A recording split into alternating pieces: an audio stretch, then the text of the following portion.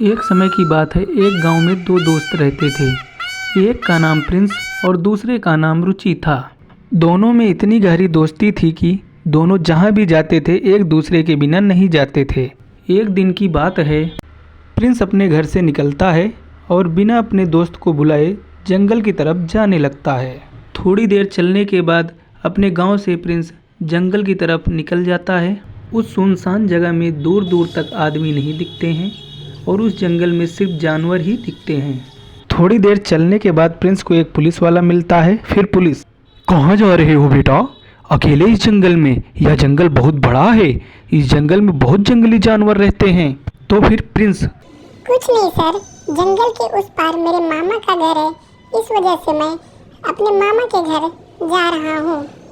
Police से इतनी बात बताकर प्रिंस जंगल की तरफ फिर से जाने लगता है और जंगल में चलते चलते आगे बढ़ता है। जब प्रिंस चलते चलते जंगल के बीच में पहुंच जाता है, तब अपने मामा के घर का रास्ता भूल जाता है और फिर उस जंगल में भटकने लगता है इधर उधर। तभी अचानक से उस जंगल में एक औरत प्रिंस को दिखती है। तब प्रिंस मम्मी मम्मी कहकर जोर जोर से चिल्लाने लगता है। तभी वह औरत पास आई और प्रिंस से बोली, बेटा कहाँ जा रहे हो अकेले इतने बड़े जंगल में? तब प्रिंस ने बोला, मैं अपने मामा के घर जा रहा था और इस जंगल में रास्ता भूल गया।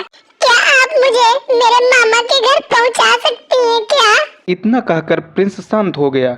तब उसके बाद औरत अब मन ही मन मुस्कुराई और बोली, हाँ हाँ, मैं तुमको तुम्हारे मामा के घर पहुंचा दूंगी, चलो मेरे साथ। इतना सुनकर प्रिंस उस मायावी औरत के साथ जंगल में जाने लगा। और इधर गांव में प्रिंस की दोस्त रुचि गांव में जाकर सबसे पूछ रही थी, भाभी भाभी, आपने प्रिंस को देखा है क्या? तब वह औरत रुचि से कहती है, नहीं, हमने सुबह से प्रिंस को नहीं देखा। यह सुनकर रुचि अपने गांव में प्रिंस को खोजती रही और जब प्रिंस नहीं मिला तो रुचि वापस अपने घर चली गई। इधर उस जंगल में प्रिंस उस औरत के साथ बहुत मस्ती कर रहा था, जैसे कि नया दोस्त पा गया हो। तभी वह औरत प्रिंस से कहती है, बेटा मैं खेलते खेलते थक गई, अब मुझे भूख लग गई और यहाँ दूर दूर तक कुछ खाने को दिखाई नहीं दे रहा है। इतना कहकर वह मायावी औरत शांत हो गई।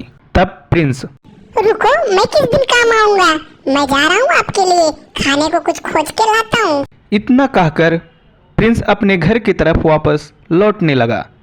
तब वह औरत अपने असली रूप में आ जाती है और चुड़ैल बनकर प्रिंस के पास पहुंचती है। रुको! प्रिंस डर जाता है और बहुत जोर जोर से रोने लगता है। तब चुड़ैल प्रिंस को अपना गुलाम बना लेती है और अंत में प्रिंस को मार के खा जाती है।